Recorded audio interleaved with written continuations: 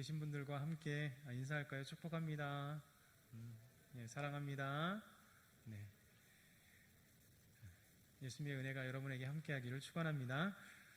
성경의 창세기, 출애굽기, 레위기, 민수기, 신명기를 오경이라고 얘기합니다. 5가지의 하나님의 책입니다. 이렇게 이제 오경에 하나님께서 주신 법이 있습니다. 곧 율법이죠. 무엇을 하라라고 하는 긍정의 말씀이 248가지가 있습니다. 그리고 무엇을 하지 말라라고 하는 메시지, 곧 부정의 말씀이 365가지가 있습니다. 그래서 최초로 이 성경 율법을 분류한 분이 계십니다. 유대의 랍비이며 또 사상가였던 마이모니데스라고 하는 분이 성경의 창세기, 출애굽기, 레위기, 민수기, 신명기 이 오경의 말씀에서 하나님께서 하지 말라 또 하라라고 하는 명령, 곧 율법의 말씀, 하나님의 법을 잘 찾아보니까 613가지가 되었다라고 하는 것입니다. 613가지입니다. 어떤 유대인 랍비는 이렇게 얘기를 합니다. 사람의 뼈가 뭐뭐 하라라고 하는 긍정의 말씀과 같이 248개라고 하고, 또 뭐뭐 하지 말라는 부정의 명령이 1년 365일, 그래서 365개였다. 그렇기 때문에 율법의 말씀, 곧 하나님의 말씀을 지키고 섬기는 데 있어서 온몸으로 뼈의 모든 것들이 248개라고 하는 그런 비유적인 또 은유적인 말씀으로, 그래서 온몸으로, 또 365가지의 하지 말라는 부정의 말씀이 있기 때문에 1년 365일 동안, 그러니까 온몸으로 365일 매일같이 하나님의 말씀을 묵상하고 하나님의 말씀을 지켜 행하라, 이렇게 이야기도 했습니다. 그러나 정확하게 사실 인간의 뼈는 찾아보니까 태어날 때는 213개래요. 213개. 그러다 성인이 되면서 부분적으로 하나가 되어서 206개라고 얘기하죠. 현대 분이 아니기 때문에 이런 은유적인 얘기를 했던 것 같습니다. 율법을 생각하면 이제 뭐뭐 하지 말라라고 하는 부정적인 메시지, 그리고 뭐뭐 하라라고 하는 긍정의 메시지가 613가지입니다. 그래서 우리는 이제 그 율법의 말씀이 613가지나 되니까 많다라고 생각할 경우가 많아요. 그래서 율법을 우리가 어떻게 지켜, 율법은 이렇게 많은 하나님의 말씀이 있다라고 생각합니다. 여러분도 그렇게 생각하시나요? 율법이 진짜 많다, 613가지니까 얼마나 많은가, 이렇게 생각하시는, 그래서 잘 지키지 못하겠다 이렇게 생각하시나요? 잘 생각해보면 그렇지는 않습니다. 왜냐하면 사실 오늘날로 생각한다면 법이 얼마나 많은지 몰라요. 그렇잖아요. 대한민국 헌법이 몇 조가 있을까요? 이제 1조부터 시작해서 130조가 있어요. 그리고 130조 안에 하위 법령이 어마어마하게 많습니다. 그리고 우리가 생각하는 이제 차를 타거나 아니면 횡단보도를 건널더라도 이게 다 하나님 교통법규잖아요. 그래서 사실 교통법규 안에도 어마어마하게 많은 법들이 있습니다. 우리가 보험을 하나 들려고 해도 보험의 그 가입 요약이 얼마나 많은지 사실 그것을 다 읽고 보험을 가입하는 사람 없을 정도로 그렇게 많아요. 그러니까 우리가 대한민국 국민으로서 헌법을 지키고, 대한 국민으로서 법규를 지키고, 대한 국민으로서 지방자치 안에 또 이 광명시라고 하는 지방자치 조례들이 많이 있는데, 사실 이것들을 합친다면 수만 가지, 수십만 가지의 법이 될 겁니다. 그런데도 우리는 살아가고 있어요. 아무 불편함 없이 살아가고 있어요. 사실 613가지의 율법은 많지가 않는 겁니다. 왜냐하면 우리가 삶에서 체득되고 그냥 말씀에 순종하는 것들이 그리 많지 않기 때문에 그래요. 왜냐하면 안식일이다 그러면 안식일은 쉬는 날이에요. 거룩하게 쉼을 쉬면 돼요. 하나님 앞에 거룩한 쉼을 쉬면 그것을 끝나요. 우리가 제사를 드릴 때 우리가 규정된 소, 양, 염소 이런 것들을 선택하고 회막에 들어가고 성전에 들어가면 됩니다. 이것으로 끝나는 거예요. 그 나머지는 누가 해요? 우리가 아니라 제사장이 하나님의 율법의 말씀에 따라서 절차를 진행하면 되는 겁니다. 그러니 제사를 지내는 그 법에도 우리가, 그러니까 구약에 산다면 우리가 실제로 지켜야 될 법률들 몇 개 없습니다. 그리고 저울추를 속이지 말라, 장사를 하지 않으면 저울추를 속일 이유가 없는 것이죠. 그렇게 함축하다 보면 정말 율법은 너무 작은, 하나님이 우리에게 얼마나 조금만 이렇게 법을 주셨는지 생각해 봅니다. 그래서 율법이라고 하는 것들이 우리에게 부담이 되지 않는 거예요. 부담이 된다는 사람은 율법의 내용을 잘 모르기 때문에 그래요. 여러분, 창세기, 출애굽기, 레위기, 민수기, 신명기 5경을 읽으면서 부담되시는 분 있으셔요? 없죠. 그 안에 율법의 말씀이 다 들어가 있는데요, 우리는 그렇게 율법이란 오해를 가지면 이렇게 어렵다, 힘들다, 지키기 어렵다라고 생각합니다. 율법의 말씀을 그렇게 지키기 어려운 것은 아닙니다. 그렇게 지키기 어려운 것들은 정말 아닙니다. 그런데 율법이라고 하는 것은 간단하게 우리가 생각해 보면 우리가 하나님께서 우리에게 주신 법이에요. 어떤 법일까요? 하나님의 나라에 하나님의 백성으로 살아가야 될 법. 그래서 우리는 하나님의 나라, 하나님의 통치하는 세상에 살고 있습니다. 통치 영역에 살고 있거든요.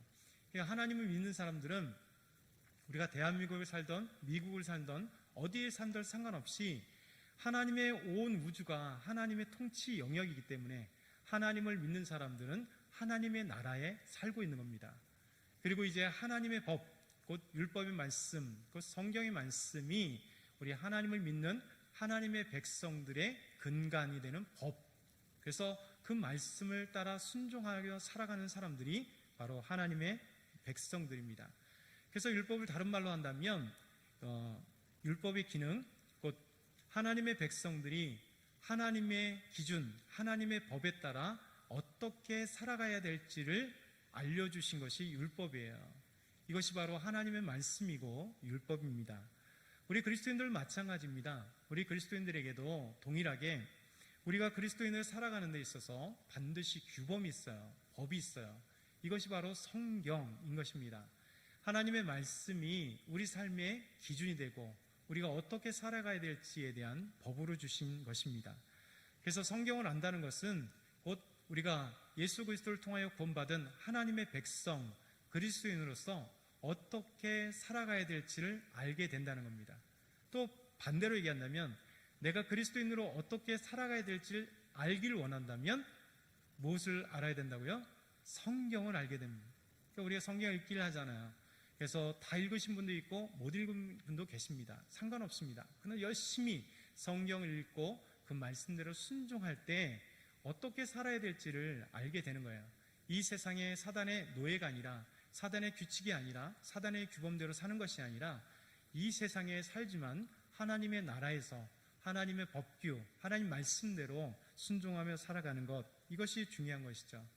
오늘 말씀으로 돌아온다면 사도 바울은 우리에게 8가지 우리 삶의 규칙, 규범, 그리스도인으로 어떻게 살아가야 될 것인가, 그리스도는 어떤 모범의 모습이 될 것인가에 대해서 나오고 있습니다.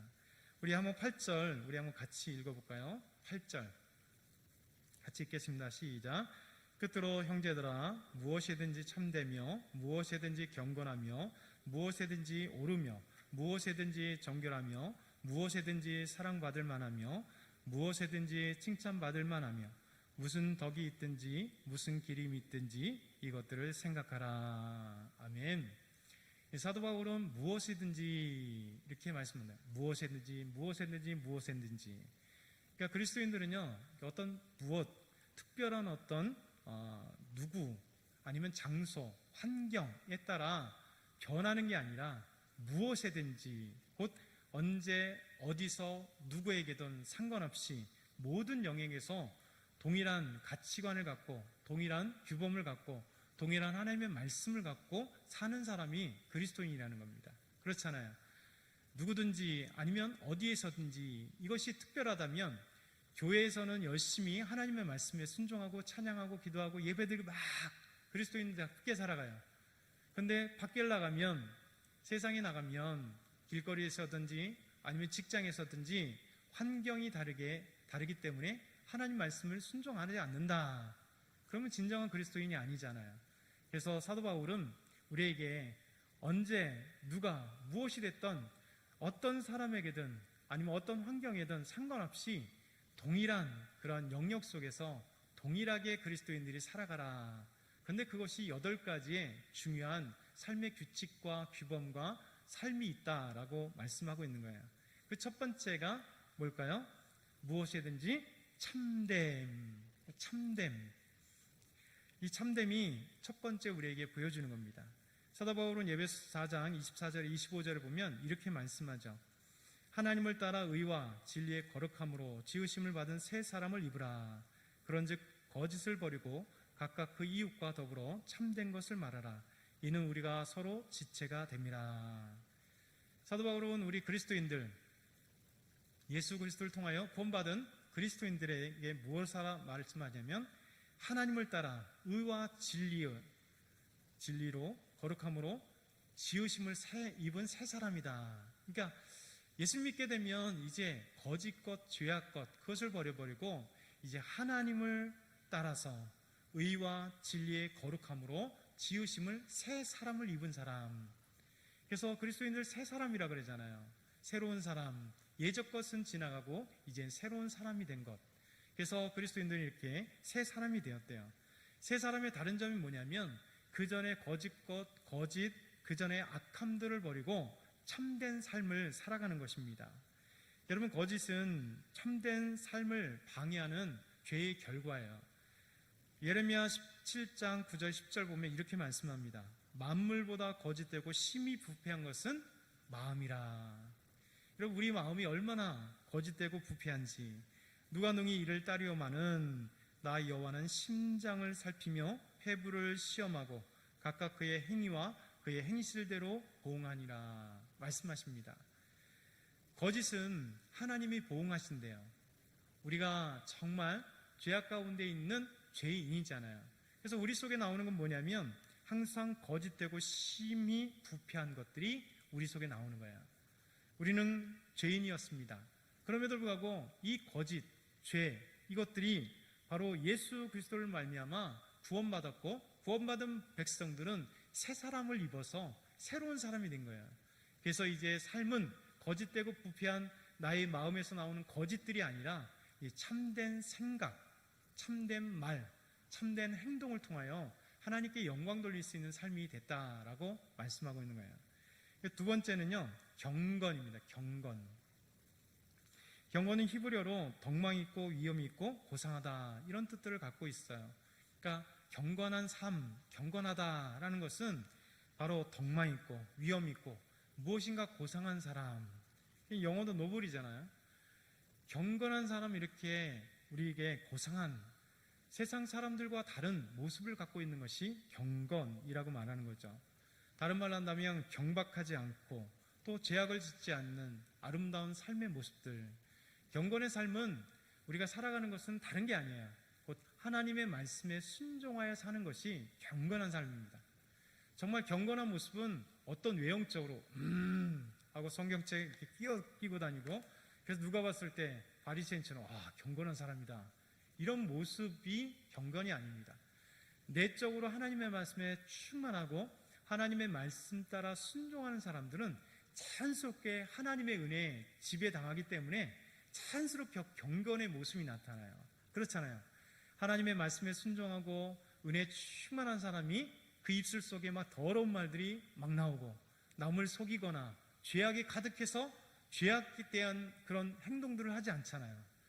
경건은요, 하나님의 말씀과 하나님과 함께하는 삶은 자연스럽게 하나님께서 그 삶이 고상하고 그 사람이 경건하고 그 사람이 덕망과 위엄이 있게 하나님이 만들어 주시는 거예요. 그래서 그리스도인들은요, 이 경건이 훈련이 돼야 됩니다. 그래서 하나님의 말씀을 따라 순종하기를 원하고 하나님 말씀 따라 가게 되면 자연스럽게 은혜 충만한 사람은 여러분에게 경건한 삶을 산다라고 누군가 이게 보이게 되는 거예요. 경건한 행동, 경건한 말, 경건의 모든 삶이 보여지는 것입니다. 이것이 바로 경건한 삶의 모습들이에요. 그래서 경건한 사람들은요, 다른 사람들이 우리를 봤을 때 무엇인가 다르다, 무엇인가 경건하다, 저 사람 보면 무엇인가 달라 라고 이렇게 인정받게 돼 있어요. 사도행전 2장 5절에 보면 그때의 경건한 사람들이 오순절 때에 수많은 퍼져 있었던 유대인들이, 디아스포라 유대인들이 예루살렘에 왔어요. 근데 그 중에 경건한 유대인들이, 여러분 이들이 사람들이 봤을 때 경건하다 느낀 거예요. 그 경건한 유대인들이 천하 각국으로부터 와서 예루살렘에 머물러 있더니, 또 디모데전서 4장 8절에 보면 육체의 연단은 약간의 유익이 있으나 경건은, 하나님의 말씀을 잘 순종하여 따르는, 그래서 하나님께서 우리에게 큰 은혜를 주셔서 경건한 삶의 모습이 있다면 경건은 범사에 유익하니 금생과 내세의 약속이 있느니라. 사도 바울은 이렇게 말씀하고 있습니다. 여러분, 반대로 경건한 삶이 없는 자들에게는 하나님의 진노가 있대요. 로마서 1장 18절 우리 한번 같이 읽어볼까요? 준비 시작. 하나님의 진노가 불의로 진리를 막는 사람들의 모든 경건하지 않음과 불의에 대하여 하늘로부터 나타나나니, 하나님의 진노가 불의로 진리를 막는 사람들, 곧 모든 경건하지 않은 사람들에게 그 불의에 대해서 하나님께서 이제 다 심판하신다는 거예요. 경건하지 않다는 것은 반대로 얘기하면 뭘까요? 하나님의 말씀에 불순종한다는 거예요. 하나님을 따르지 않는다는 거예요. 하나님의 은혜가 없다는 거예요. 그러니 하나님이 심판하실 수밖에 없는 것이죠. 이게 바로 경건입니다. 무엇이든지 경건하라. 우리 삶이 경건한 삶으로 나아가라는 거죠. 세 번째는 오름, right, 오름입니다. 오름. 이 오름은 의와 또 의입니다. 의. 그래서 오름의 반대는 뭘까요? 불의가 되는 거겠죠. 옳지 않은 것, 불의가 되는 것입니다. 그래서 오름이라고 하는 것은 다른 말로 하면 의, 오름 이렇게 될 것입니다. 그래서 성경에 보면 끊임없이 우리에게 의에 대해서 계속 말씀하세요. 의가 무엇인지, 의롭게 사는 것이 무엇인지, 의롭게 살 때 하나님께서 얼마나 칭찬하시고 또 우리에게 아름답게 복을 주시는지에 대해서 말씀하고 계세요. 그래서 시편 37편 6절에 보면 내 의를 빛같이 나타내며 내 공의를 정오의 빛같이 하시리로다. 또 시편 106편 3절에 보면 정의를 지키는 자들과 항상 공의를 행하는 자는 복이 있도다. 이게 참 아름답잖아요. 이게 오름이란 의의 의. 여러분, 의의 기준이 뭘까요? 오름의 기준이 뭘까요? 무엇을 옳다고 얘기할까요? 바로 하나님의 말씀이 그 기준이 돼야 돼요. 그렇잖아요. 여러분, 달리 얘기한다면 제사를 잘 지내는 사람을 사람들이 옳다라고, 의롭다라고, 야, 얼마나 효도가 이렇게 효성이 지극해서 부모에 대해서 이렇게 제사를 잘 지내느냐 이렇게 얘기하잖아요. 근데 성경적으로 얘기한다면 그것은 불의가 되겠죠. 그렇잖아요. 죽은 영혼에게 하는 것은 우상 숭배와 같습니다. 이 기준이 다른 거예요. 기준. 이 세상적인 기준이 하나님의 기준에 합한 것도 있지만 세상적인 기준과 하나님의 말씀과 다른 기준이 있다는 거예요. 이것이 바로 기준입니다. 그렇잖아요. 그래서 오름이란 뭐냐? 그 기준이 뭐냐? 이것은 바로 하나님의 말씀, 하나님의 기준이 되는 거예요. 그래서 무엇이 기준이냐? 예수 그리스도가 기준이 되는 거예요. 그래서 참된 의가 뭐냐? 예수 그리스도께서 우리를 위하여 십자가에 죽으신 것이 참된 의. 그래서 우리를 불의한 자를, 죄인들을 하나님의 의로 여기셨다라고 얘기하는 거잖아요. 우리는 불의자인데, 죄악인데 예수 그리스도의 십자가에 죽으심의 그 은혜로 말미암아 우리가, 죄인인 우리에게 예수 그리스도께서 십자가에 피 묻은 손으로 그의 의의 옷으로 우리를 입히시기 때문에 하나님을 보실 때 여러분, 우리의 죄악이 보이는 것이 아니라 의의 옷으로 예수님의 그 피에 구원의 값으로, 그래서 우리를 의인이다라는 거예요. 의인이다, 칭해 주었다. 그래서 칭의라고 하는 거잖아요. 우리를 의인이 아닌데도 불구하고 예수 그리스도 때문에 우리를 의인이다, 하나님의 백성이다, 하나님의 자녀다, 너희들은 양자다, 이렇게 말씀해 주는 거예요. 그래서 이 의라고 하는 것, 오름이 바로 그 기준은 하나님의 말씀이 되는 것이죠. 그래서 세상 사람들이 우리를 뭐라 할지라도 하나님 보실 때 우리가 바로 의인이고 그리고 옳은 사람들이에요. 그래서 오름의 그 기준은 하나님의 말씀, 곧 하나님이 기준이 돼야 되는 거예요. 네 번째는 정결, 깨끗함을 얘기하는 거죠. 정결함은 뭐냐? 깨끗한 것이죠. 사실 우리는 죄악을 갖고 있는 사람들입니다. 그리고 불의한 자들입니다. 그리고 우리의 마음에서 나오는 것은 온갖 죄악들로 나오는 죄인이에요. 근데 우리가 어떻게 정결하게 됐을까? 어떻게 깨끗하게 된가? 단 한 가지죠. 예수 그리스도의 십자가 피로 우리를 정결케 하셨기 때문에, 예수 그리스도의 그 은혜로 말미암아 우리를 이제는 깨끗해, 그리스도인으로 깨끗한 자라 칭하기 때문에 그렇습니다. 바로 죄 있는 우리에게 예수 그리스도의 피로 죄 용서해 주셨기 때문에 우리가 정결한 자다 이렇게 말씀해 주신 거예요. 깨끗한 자다 말씀해 주신 거죠. 마태복음 5장 8절에 이렇게 말씀합니다. 마음이 청결한 자는 복이 있나니 그들이 하나님을 볼 것이며. 여러분, 죄인들은 절대 하나님 볼 수 없습니다. 그런데 우리는 예수 그리스도를 통하여 구원받은 사람들, 그래서 예수 그리스도의 피로 우리의 죄를 깨끗하게 받은 사람들만이 마음이 청결한 거예요. 그래서 예수 그리스도를 믿으면 이제 영으로 하나님을 보는 거죠. 이제 전에는 죄로 인하여 하나님과 우리 사이가 가려졌지만 이제 예수님의 십자가의 피로 이제 우리 영이 맑아졌고 그리스도인으로 말미암아 우리는 하나님을 볼 수 있는 자격이 생긴 거예요. 그래서 우리 영적인 눈으로 하나님을 보고 영적으로 하나님을 보게 된 것. 그래서 마음이 청결한 자, 깨끗한 자, 정결한 자는 복이 있나니 하나님을 볼 수 있다라고 말씀하신 것입니다. 이것이 바로 정결한 자입니다. 깨끗한 자입니다. 그래서 우리는 날마다 우리 안에 죄가 계속 덮이잖아요. 여러분, 우리는 집에 청소를 하잖아요. 그러니까 하루 청소했다고 먼지가 안 끼나요? 다음날도 보면 또 닦으면 또 걸레가 시커매지잖아요. 신기해요. 이게 바로 우리가 이런 것 같아요. 세상을 살아가는 우리에게 예수 그리스도의 십자가의 피로 구원받았음에도 불구하고 다시 우리의 깨끗한 심령이 죄로 계속 덮여지는 거예요. 더러워지는 거예요. 그래서 우리가 이제 기도하는 거죠. 이게 회개 기도라고 하잖아요. 하나님, 오늘도 하나님, 내 입술이 죄를 지었습니다. 내 생각이 죄를 지었습니다. 행동으로 죄를 지었습니다. 더 구체적으로 한다면, 생각난다면 이런 것들이 하나님 저를 죄짓게 했습니다. 계속해서 기도하는 거예요. 매일 집을 닦는 것처럼, 청소하는 것처럼 우리의 심령을 매일같이 다시 회개 기도를 통해서 깨끗하게 하는 거예요. 그래서 이제 정결한 삶이 되는 것이죠. 깨끗한 삶이 되는 것입니다. 그래서 우리의 영혼의 먼지를 예수 그리스도 안에서 이제 기도 드릴 때, 회개 기도를 할 때 우리 심령이 깨끗해지는 겁니다. 한 번 구원받았으면 더 구원받는 것은 아니지만 계속해서 죄가 우리 안에 가라앉고 우리를 탁하게 만들기 때문에 회개를 통하여 하나님 앞에 정결한 인생, 거룩한 인생을 살아가는 것입니다.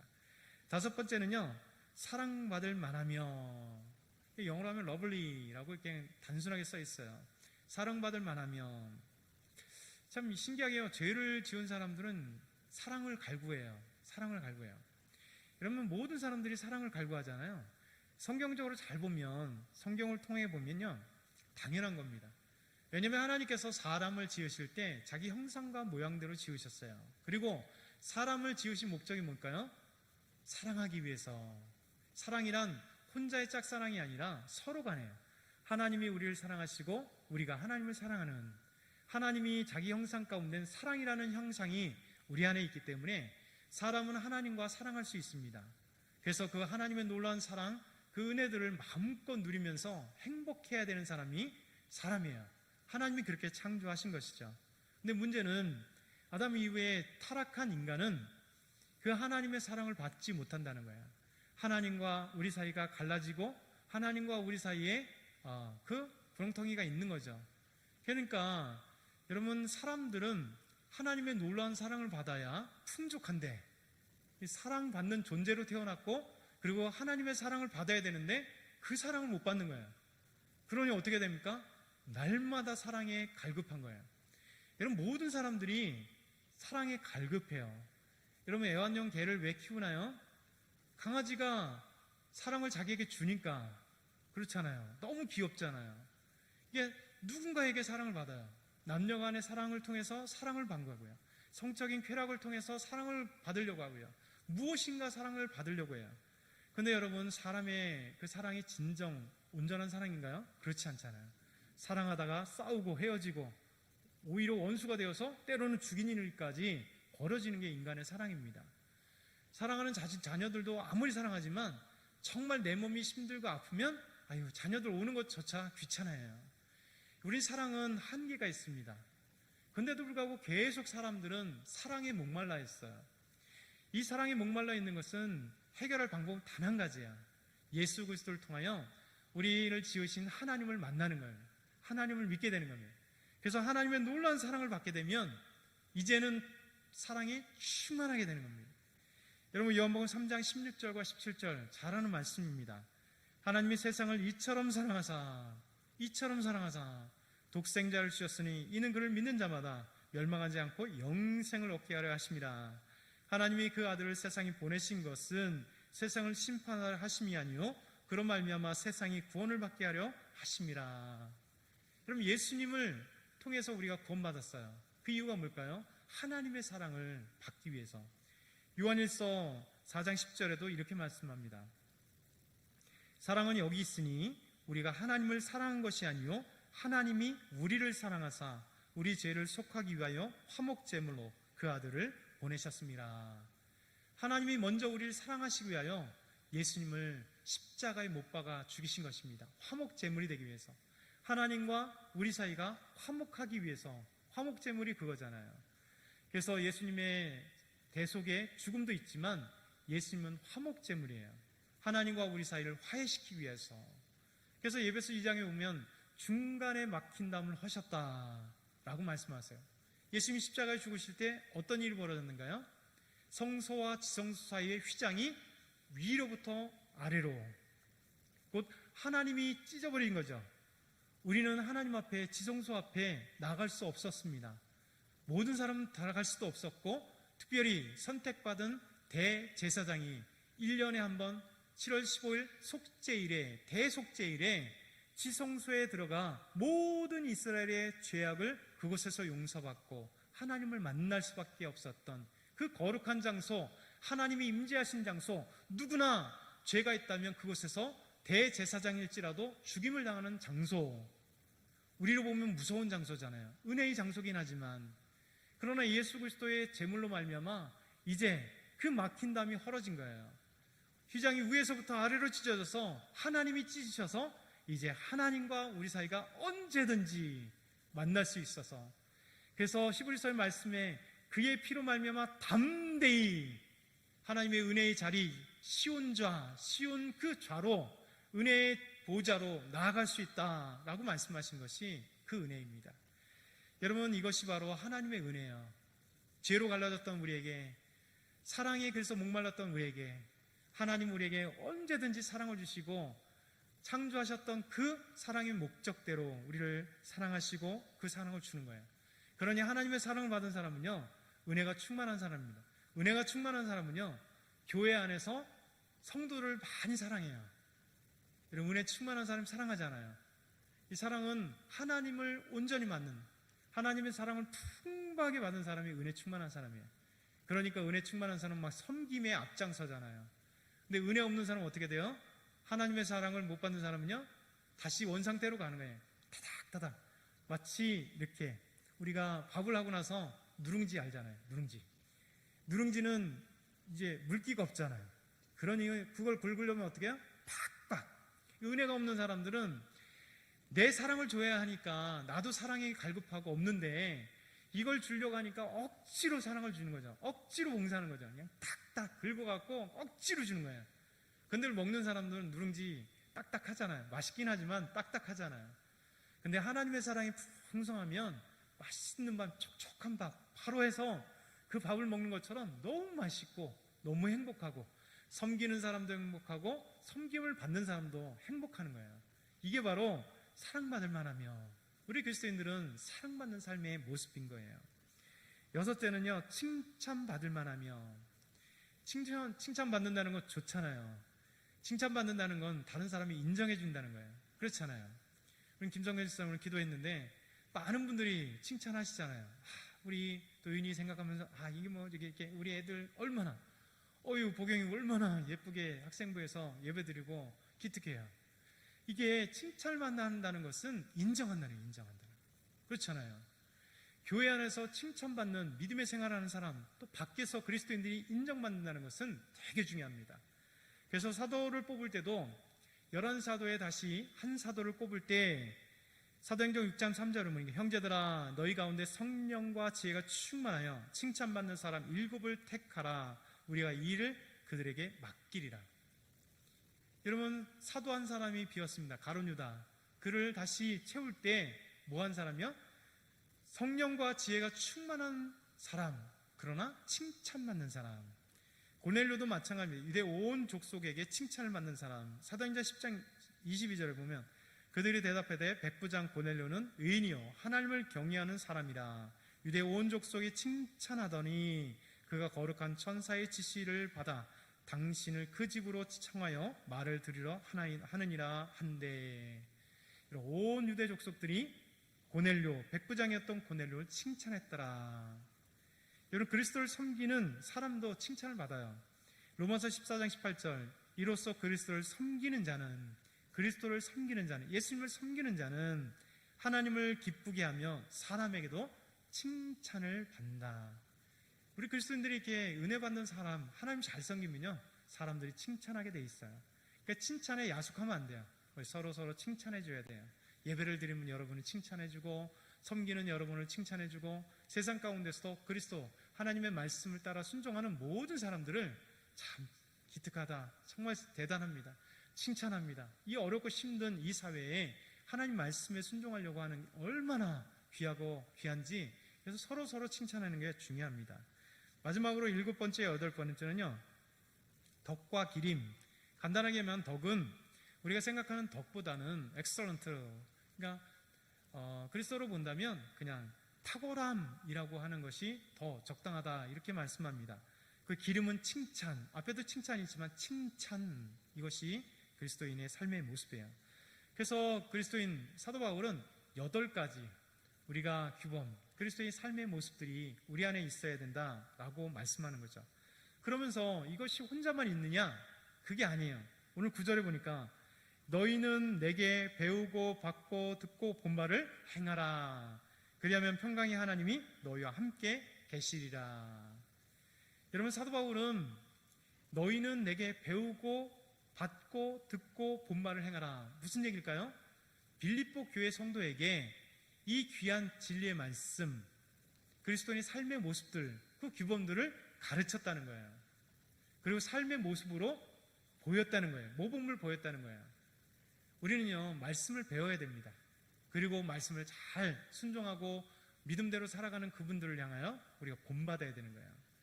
여러분, 얼마나 이 스승이 중요하고 또 따르는 우리 학생들이, 믿음의 제자들이 얼마나 중요한지 모릅니다. 요즘에 학생부가 부흥을 해요. 지금 어렵잖아요. 지금 나오기 어려운 이 시점에 아이들이 4명이나 전도를 했어요. 4명이나. 그렇죠? 다 해갖고 15명, 16명밖에 안 되는 아이들이 4명을 전도한 거예요. 그래서 요즘에 다 나와서, 저번에는 그래도 17명이 나왔는데 조금 이렇게 돌아가면서 또 안 나오지만 그래도 우리 아이들이 정말 기특해요. 돌아가면서 다 나와요. 예배를 다 나와요. 그리고 4명이나 새로운 아이들을 전도했어요. 여러분, 예배 드리기 어렵고 코로나 때문에 교회 안 간다는 한 분들이 있지만 이 아이들이 정말 기특해요. 전도하고, 그래서 예배 드려요. 이 4명 아이들이 잘 드려요. 예배를 잘 드려요. 지난주에 한 해가 전도되고, 그래서 4명이에요. 얼마나 기특한지 모르겠습니다. 여러분, 그만큼 교사들이 지금까지 아이들을 키워가면서 애썼기 때문에 그러지 않을까요? 여러분, 정말 하나님의 말씀으로 이 아이들이 받기 때문에 전도를 하고 예배를 드리는 거예요. 우리는요, 이렇게 우리가 누군가 믿음의 형제 자매들에게, 우리 목회자들에게, 우리 장로님들이나 구역장님, 우리 권사님들, 안수장님, 집사님들에게, 교회의 모든 분들이 이게 스승이 되어서 누군가에게 가르치고 본을 보여주는 게, 이게 믿음의 공동체예요. 이 공동체를 통해서 참되고 경건하고 옳고 정결하고 사랑, 칭찬, 덕, 기림, 이 8가지의 아름다운 말씀이 온 성도들이 함께 지켜나가고 삶의 모습으로 나아가고 그렇게 되는 것입니다. 저와 여러분이 이 말씀을 기억했습니다. 그래서 이렇게 했을 때 그리하면 평강의 하나님이 너희와 함께 하시리라, 이렇게 말씀합니다. 여러분에게 평강의 하나님이 함께하길 축원합니다. 여러분의 삶 가운데 8가지 삶의 규칙들이 자연스럽게 믿음 안에서 나타나길 축원합니다.